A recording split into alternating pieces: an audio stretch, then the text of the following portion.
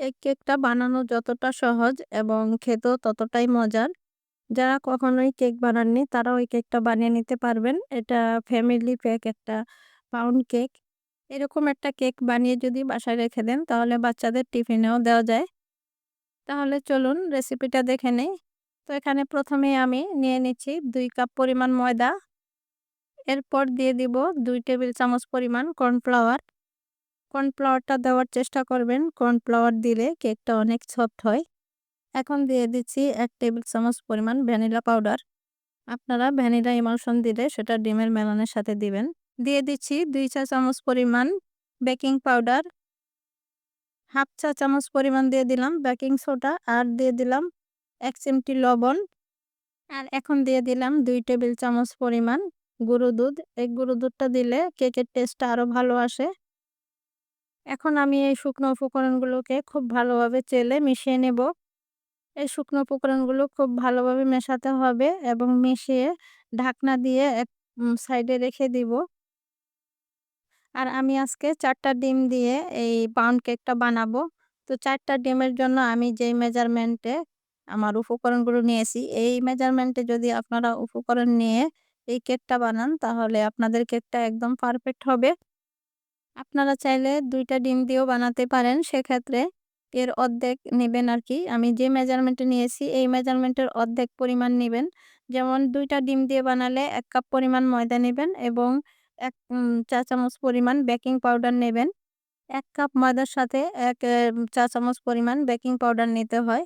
অতিরিক্ত পরিমাণ নেওয়া যাবে না, তাহলে কিন্তু কেকটা ফুলে আবার চুপসে যাবে। আর এই তো এখানে আমি ৪ টা ডিম নিয়েছি। আর ৪ টা ডিমের কুসুম সহ আমি আজকে বিট করব। যেহেতু এটা পাউন্ড কেক তাই এটার কুসুমগুলো আলাদা করে বিট করার কোনো প্রয়োজন নেই। কারণ এই পাউন্ড কেকের মেলানটা স্পঞ্জ কেকের মেলানের মতো ফোমি হবে না।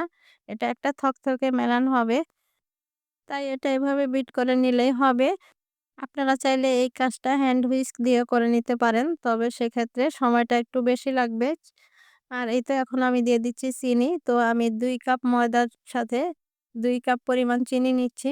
আপনারা যদি মিষ্টিটা বেশি খেতে চান তাহলে ২ কাপ পরিমাণ চিনি দিবেন। আর যদি কম পছন্দ করেন তাহলে ১.৫ কাপ পরিমাণ চিনি দিলেই চলবে। আসলে চিনিটা আপনারা আপনাদের পছন্দ অনুযায়ী দিয়ে নিবেন। তবে এটা সিউর হতে হবে চিনিটা যেন খুব ভালোভাবে মিশে যায় ডিমের এই মেলানের সাথে। আমি এখন একটা স্প্যাচুলার সাহায্যে আরকি চারদিকের যে মেলানটা একটু মিশিয়ে দিচ্ছি যাতে চিনিটা ভালোভাবে গলে যায়। অনেকেই কেক খেতে চান না কেকের মধ্যে ডিমের গন্ধের জন্য। তো আজকে আমি একটা টিপস শেয়ার করব এই রেসিপির মধ্যে। এই টিপসটা ফলো করলে যাদের এই সমস্যাটা আছে তাদের আর এই সমস্যাটা থাকবে না আশা করছি। ডিমের এই মেলানের মধ্যে আমার চিনিটা খুব ভালোভাবে মিশে গেছে। এখন আমি দিয়ে দিব ১ টেবিল চামচ পরিমাণ লেবুর রস। আর এই যে লেবুর রসটা দিলে ডিমের কোনো গন্ধ থাকবে না কেকের মধ্যে এবং ডিম অনেক সময় কেক ফুলে আবার চুপসে যায়। এই চান্সটাও থাকবে না। আর আমি এখন দিয়ে দিলাম 1/3 কাপ পরিমাণ রান্নার রেগুলার তেল। আর এই পাউন্ড কেকে তেলের পরিমাণটা একটু বেশি দিতে হয়। স্পঞ্জ কেকে তেল না দিলেও চলে। তবে এই পাউন্ড কেকে তেলের পরিমাণটা একটু বেশি দিতে হয়। আর এই তো আমার ডিমের মেলানটা একদম রেডি হয়ে গেছে। এবার আমার আগে থেকে যে শুকনো উপকরণগুলো, এই শুকনো উপকরণগুলো মিশিয়ে নেব আমি। এই পাউন্ড কেকের শুকনো উপকরণগুলো খুব সতর্কতার সাথে মেশাতে হয় না। যেমন স্পঞ্জ কেকের ক্ষেত্রে আমরা খুব সাবধানতা অবলম্বন করে একদিক থেকে ঘুরিয়ে মেশাই। এটা কিন্তু সেভাবে না মেশালেও চলবে।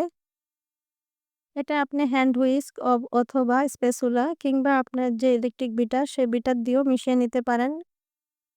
তবে এটা সিউর হতে হবে যে শুকনো উপকরণগুলো খুব ভালোভাবে যাতে এই মেলানের সাথে মিশে যায়। খুব সুন্দর একটা স্মুথ ব্যাটার হয় আরকি। আর এই শুকনো উপকরণগুলো মেশানোর জন্য আমি দুধ ইউজ করছি। আপনারা চাইলে পানিও ব্যবহার করতে পারেন। তবে কতটুকু দুধ লাগবে সেটা আসলে আপনার এই ব্যাটারের উপর বা ডিমের মেলানের উপর নির্ভর করে। তো আমি এখানে ৩ টেবিল চামচ পানির মধ্যে আরকি গুঁড়ো দুধ মিশিয়ে নিয়েছি। আপনারা চাইলে এখানে পানিও দিতে পারেন। তো এখানে দেখেন আমার প্রায় সবটুকু দুধই লেগেছে। খেয়াল রাখতে হবে ব্যাটারটা যাতে খুব বেশি ঘনও না হয়ে যায়, আবার খুব পাতলাও না হয়ে যায়। ব্যাটারটা যদি খুব বেশি ঘন হয়ে যায় তাহলে কিন্তু কেকটা খেতে ভালো হবে না, শক্ত হয়ে যাবে। আমার শুকনো উপকরণগুলো মেশানো হয়ে গেছে। আমি একটা স্প্যাচুলা দিয়ে খুব ভালোভাবে নিচ থেকে মিশিয়ে নিচ্ছি। দেখছি আসলে কোনো শুকনো উপকরণ আছে কিনা কোথাও দলা বেঁধে। তো খুব ভালোভাবে মেশানো হয়ে গেলে এই তো আমি একটা ৯ ইঞ্চি মোল্ড নিয়ে নিয়েছি। আর এটার চারিদিকে এবং মোল্ডের নিচে খুব ভালোভাবে তেল ব্রাশ করে নিয়েছি। তো আমি আজকে এই মোল্ডের মধ্যে কোনরকম বেকিং পেপার বিছাইনি আরকি। কোনরকম বেকিং পেপার দেইনি। এভাবেই তেল ব্রাশ করে দিয়ে দিয়েছি। আপনারা এখানে বেকিং পেপার কিংবা বাচ্চারা লেখালেখির যে কাগজ, খাতার কাগজ, সে কাগজটা কেটে এই মোল্ডের সাইজে কেটে দিয়ে দিবেন। এতে করে কেকটা ডিমোল্ড করতে সহজ হবে। তো আমার ব্যাটারটা দেওয়া হয়ে গেলে আমি এখন একটা কাঠির সাহায্যে একটু দাগ কেটে নেব যাতে ভিতরে কোনো বাবুল থাকলে বেরিয়ে যায়। কেকের ভিতরে কোনরকম বাবুল থাকলে কেকটির ভেতরে ফাঁকা, ফাঁকা থাকবে। আর এই তো এখানে আমি কিছু শুকনো ফল নিয়েছি। এখানে আমি নিয়েছি কাঠবাদাম কুচি আর কয়েকটা কিশমিশ আর নিয়েছি চেরি। এগুলো দেওয়াটা পুরোটাই অপশনাল। এগুলো যদি আপনারা চান দিতে পারেন, আর না দিলেও চলবে। পাউন্ড কেকের ভিতরে এগুলো দিতে হবে এরকম কোনো বাধ্যতামূলক নাই। এগুলো দিলে কেকটা দেখতে সুন্দর লাগে আর কেকটা খাওয়ার সময় মুখে যখন বাদাম কুচি পড়ে তখন কিন্তু অসম্ভব ভালো লাগে। আর তাছাড়া বাচ্চারাও দেখলে খুব পছন্দ করবে। এখন আমি কেকটা ওভেনে দিয়ে দিব। আমি এই কেকটা ১৬০ ডিগ্রি তাপে দিয়ে আপ ডাউন হিট অন রেখে তারপর হচ্ছে আমার প্রায় কেকটা হতে ৫০ মিনিট সময় লেগেছে। আমি ১ম এ ৪০ মিনিট সময় দিয়েছিলাম কিন্তু ৪০ মিনিটে আমার কেকটা হয় না। আমি তারপর আবার ১০ মিনিট বাড়িয়ে দিয়েছি। আপনারা চাইলে এই কেকটা চুলায়ও করে নিতে পারেন। সেক্ষেত্রে সময়টা আরেকটু বেশি লাগবে। তো কেকটা আমার হয়ে গেছে। আমি এখন কেকটা একটু ডিমোল্ড করে নিচ্ছি। আর আপনাদেরকে তো একটু দেখিয়ে দিলাম যে উপর থেকে আঙ্গুল দিয়ে চেপে, চেপে কেকটা আসলে কতটা সফট হয়েছে। কেকটা যেহেতু বড় এরকম একটা কেক বানিয়ে যদি আপনারা বাসায় রেখে দেন তাহলে কিন্তু বাসায় যেকোনো সময় মেহমান আসলে মেহমান আপ্যায়নও লাগে। আবার আমাদের বাচ্চাদের টিফিনেও কিন্তু দেয়া যেতে পারে। তাছাড়া বিকেলের নাস্তায় চায়ের সাথে এরকম ১ পিস কেক থাকলেই যথেষ্ট। তো আমি যেহেতু শুধু তেল ব্রাশ করে দিয়েছি, তো ডিমোল্ড করার সময় একটু কোনো ভেঙে গেছে সেটাই আপনাদেরকে দেখালাম। আপনারা এখানে বেকিং পেপার দিয়ে নিবেন। তাহলে আর ডিমোল্ড করতে কোনো রকম সমস্যা হবে না। আর কেকটা অবশ্যই ঠান্ডা করে ডিমোল্ড করবেন। এখন আমি কেকটাকে ৩ টা ভাগ করে তারপরে পিস করে নেব। আপনারা আপনাদের পছন্দ অনুযায়ী পিস করে নেবেন। তো দেখেন কেকটা কতটা সুন্দর হয়েছে, কতটা সফট হয়েছে।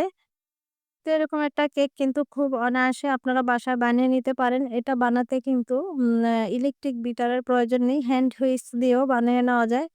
আশা করছি আজকের এই কেকের রেসিপিটা আপনাদের ভালো লাগবে। আর এই রেসিপিটা যদি ভালো লেগে যায় তাহলে প্লিজ একটা লাইক দিয়ে দিবেন। আর আমার চ্যানেলটাকে সাবস্ক্রাইব করে আমার পাশেই থেকে যাবেন। আর এই ভিডিওটা যদি Facebook থেকে দেখে থাকেন পেজটি ফলো দিয়ে রাখতে পারেন। আর এই কাজটি কোনো একটি যদি করে দিয়ে থাকেন তাহলে আপনাকে অসংখ্য ধন্যবাদ। তো এই তো আমি একটু কেকটা আপনাদেরকে খুব কাছ থেকে দেখিয়ে দিচ্ছি আসলে কেকটা কতটা সফট হয়েছে। তো আজকের মতো ভিডিওটা আমি এখানেই শেষ করছি। দেখা হবে নতুন কোনো ভিডিও নিয়ে। সে পর্যন্ত সবাই ভালো থাকবেন, সুস্থ থাকবেন। আল্লাহ হাফেজ। আসসালামু আলাইকুম।